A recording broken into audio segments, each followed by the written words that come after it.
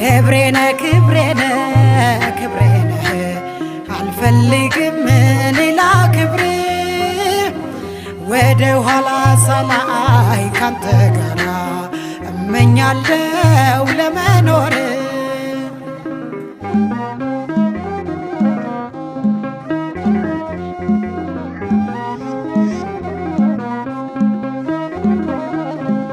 አይኖቼን ስትኩለው እውነትን አጥርቼ እንድመለከት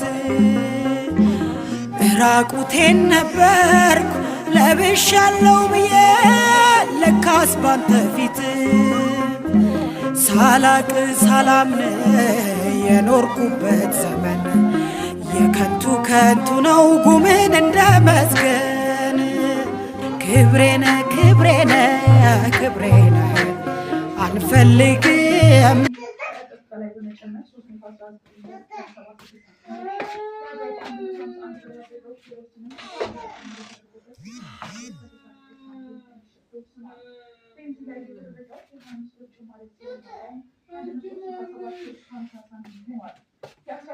ጭማሪ የተደረገበት ነጭ ናፍጣ ደግሞ